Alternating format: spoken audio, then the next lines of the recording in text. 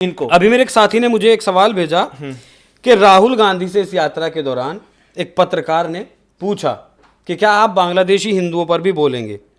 तब पता है उसके साथ क्या हुआ? काट मार दिया होगा उसको जवाब नहीं उसके मिला। साथ मारपीट की गई। उस भाई? पत्रकार के साथ छीना झपटी की गई, उसका फोन तोड़ा गया। ये हिंदू पोस्ट में खबर छपी है, ये मेरे साथी ने मुझे अभी भेजी है।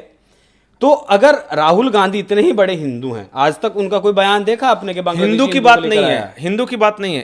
अगर इस सवाल में गलत क्या था? पूछेंगे, गलत मनमाफिक नहीं था ना। मनमाफी का मतलब थोड़ी ना है कि आपके अकॉर्डिंग वो क्वेश्चन पूछना है। उसने तो सीधे पूछा कि क्या बांग्लादेश में हिंदुओं का जो कत्लेआम हुआ उसको आप क्रिटिसाइज करेंगे या नहीं करेंगे। इस सवाल में ऐसा क्या गलत था? आखिर मारपीट क्यों की गई?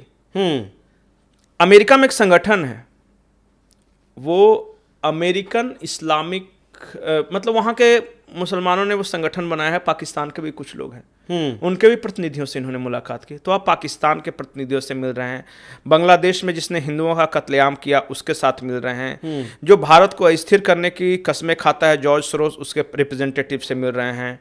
आप देश विरोधी शक्तियों से मिल रहे हैं। आप फिर यहाँ कास्टिज्म की बात कर रहे हैं, आप सिखों को भड़का रहे हैं कि तुम्हें पगड़ी नहीं पहने दी जाती, आप यहाँ के ईसाइयों को भड़का रहे हैं, आप यहाँ नॉर्थ बनाम साउथ डिवाइड पैदा करने की कोशिश कर रहे हैं। आप कर क्या रहे हैं यार? और आप इस देश के प्रधानमंत्री बनना चाहते हैं। देखिए, ये जो मेरा जो क्वेश्चन है इस देश के आम लोगों से है, बियॉन्ड पार्टी लाइन। एक मिनट के लिए सोचिए, एक क्षण के लिए, कि इस तरह के संदिग्ध पर्सनालिटी को, अच्छा है बुरा है मैं नहीं बोल रहा हूं, जिसके बारे में कई सारे राज हैं, जिस राज का जवाब न वो खुद दे रहा है न उसके लोग दे रहे हैं। मेरा सवाल तो सरकार से भी है। मैं माफी चाहूंगा इसमें थोड़ा सा। ये घटना कुछ ऐसे हुई कि जो पत्रकार गए थे वो यात्रा से पहले जिस तरीके से इंटरव्यू से पहले सवाल लेते हैं आजकल नेताओं के, जो जिसमें सैम पित्रोदा का उसमें नाम लिखा गया है कि उनके किसी आवास पर वो पूछ रहे थे, तो उनका एक 4th नंबर का सवाल था कि वो इस सवाल को पूछेंगे राहुल गांधी से कि क्या बांग्लादेश के हिंदुओं पर भी बोलेंगे। तो उनका फोन छीन लिया गया, उनके साथ बड़ी बदतमीजी की गई। सोचिए, असहिष्णुता कहाँ पे है आप बताइए। हिंसक हिंदू है, लेकिन इंटॉलरेंस कहाँ पे है? मतलब एक आदमी सवाल नहीं पूछ, एक आदमी, देखिए राहुल गांधी ये मानकर चलते हैं कि उनका जो परिवार है इस देश पे राज करने के लिए पैदा हुआ है और बाकी सब प्रजा हैं वो राजा हैं, और राजा का एक ऑरा होता है, उसका ये है। आप राजा से कैसे सवाल कर सकते हैं? राहुल गांधी कोई राह चलता हुआ आदमी थोड़ी ना है। तुम्हें वो माता च पिता, तुम्हें वो तुम दिन को वो रात को दिन को रात कहोगे तो हम रात कहेंगे। यस सर सुनने के आदी हैं। अरे अपने पार्टी के नेताओं को नहीं छोड़ा जिसने क्रिटिसाइज किया, वो G23। अच्छा, मैं कल उन्हें सुन रहा था, आचार्य प्रमोद कृष्णम को। उनका कहना था कि जिस तरीके से कहा जाता है कि राहुल गांधी ने अपने आसपास वैसे ही सलाहकार रखे हुए हैं, मतलब राहुल गांधी के आसपास ऐसे सलाहकार हैं जो राहुल को ऐसी सलाह देते हैं, लेकिन उनका बयान ही अलग था। उनका कहना था कि राहुल गांधी खुद ऐसे सलाहकारों को अपने पास रखते हैं जो जितना ज्यादा सनातन का विरोध करेगा वो उतना ज्यादा राहुल के करीब ही आएगा। अगर ऐसा ना होता, मुझे नहीं पता कि आचार्य प्रमोद कृष्णन जी ने क्या कहा, लेकिन मैं देख रहा हूँ कांग्रेस में ऐसा नहीं है कि राष्ट्रवादी लोग नहीं हैं। मैं प्रणब मुखर्जी साहब को ले लीजिए, इवन मनमोहन सिंह, या फिर बहुत सारे लोग थे, मैं एक एक करके नाम लेना शुरू कर। जनार्दन द्विवेदी जी थे, और ये खुद स्वयं आचार्य प्रमोद कृष्णन जिनकी आप बात कर रहे हैं, ये कांग्रेस में थे ना। कांग्रेस में हमेशा कांग्रेस कहते हैं ना कि वो समंदर है, उसमें हर तरह की नदियाँ आके मिलती थी। राष्ट्रवादी भी धारा उसमें था, कुछ लेफ्टिस्ट लोग भी उसमें थे, कुछ समाजवादी लोग भी थे, लेकिन धीरे धीरे धीरे धीरे करके सबको किनारे कर दिया गया।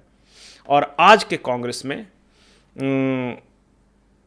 हिंदुओं को गाली देने वाले, आप अगर गाली दीजिए तो उतना करीब हो जाएंगे, या घोर वामपंथी भी, जो अब बुद्धदेव भट्टाचार्य, ज्योति बसु जैसे नहीं, कन्हैया कुमार जैसे चलेंगे अब वहां।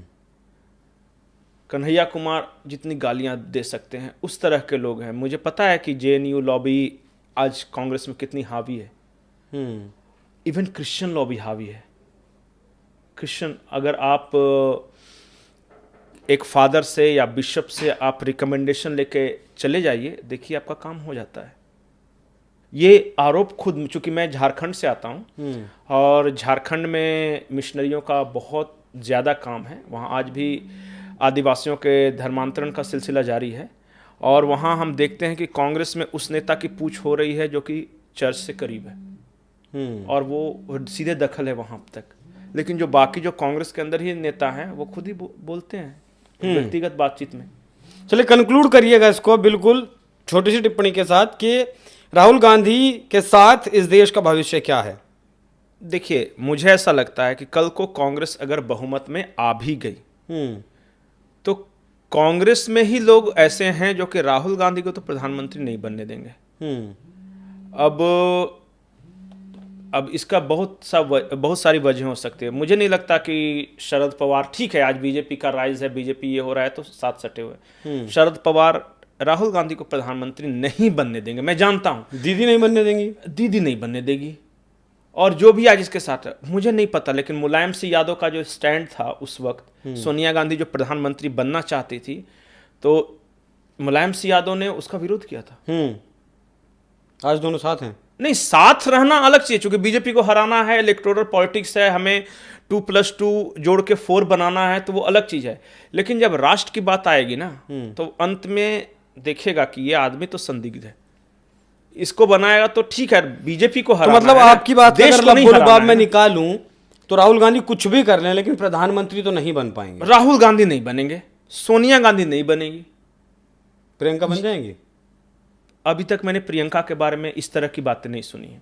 ठीक है, उसी परिवार की हैं, हो सकता है कि अब जब तक वो खुल के राजनीति में आते, आज तक तो बेचारी चुनाव भी नहीं लड़ी है, आने नहीं दिया नहीं, लड़ने भी नहीं दिया, उन्हें चुनाव नहीं लड़ने दिया, कभी भी नहीं। एक बेचारे इतना बड़ा वो नेता हो के एक मुखिया तक का चुनाव कांग्रेस में नहीं लड़ने दिया, बीच में चर्चा भी मालिक नहीं है ना वो कांग्रेस की, नहीं, वो बेटी है ना, वो खानदान नहीं है ना। ये शब्द आचार्य प्रमोद कृष्णम के हैं, मैं कोट कर रहा हूं उनको। उनका कहना है कि प्रियंका गांधी इसलिए नहीं आज तक आगे आ पाई क्योंकि मालिक राहुल गांधी है पार्टी के। बिल्कुल, और मैं बताता हूं कि कांग्रेस जिस तरह से ये है आज, लेफ्ट से भी ज़्यादा लेफ्टिस्ट, मिशनरीज से भी ज़्यादा कट्टर क्रिश्चियन मिशनरीज, विदेशी एजेंट की तरह आरोप लग रहे हैं कि काम कर रही है, और बाहर के इस तरह के एलिमेंट्स के साथ संबंध, इनकी संदिग्ध नेशनलिज्म, सिटीजनशिप कि ये भारत के हैं कि नहीं, इनका संदिग्ध कैरेक्टर कि ये हिंदू हैं कि नहीं है, दिखाते हैं लेकिन व्यवहार नहीं है वो, और ये आदमी डिवाइड जो जिस तरह से समाज को कर रहा है, निगेटिव जिस तरह से ये है। अब ठीक है, लालच तो एक ठीक है कि मैं आप सबके खाते में 8-8 हज़ार रुपये डाल दूंगा। 8.5 सर, 500 रुपये काहे कम कर रहे हैं? नहीं, 8,500 डाल रहे थे वो TDS काट के मैं बोल रहा था। अरे नहीं सर, उसमें थोड़े घटे उसके बाद ठीक है, ये सारी चीज़ें चलेगी, लेकिन अंत में तो देश ही चलाना है।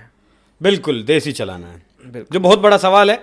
चर्चा बहुत की लेकिन सवाल का जवाब मिल नहीं पाया। राहुल गांधी आखिर चाहते क्या? यूनियन ऑफ स्टेट बताकर क्या देश को तोड़ना चाहते हैं? आरक्षण के नाम पर जाति में बांटकर क्या वाकई में देश को तोड़ देना चाहते हैं? और मन में इच्छा वही है प्रधानमंत्री बने, इस देश का नहीं बन सकते तो इस देश का कोई हिस्सा तोड़कर उसका बन जाए। क्या कुछ है राहुल की रणनीति? इस राजनीति को लेकर आने वाला वक्त जरूर साफ करेगा। बाकी उस पूरे चर्चा पर क्या कुछ आपकी राय कमेंट कर हमें जरूर बताइएगा। नमस्कार।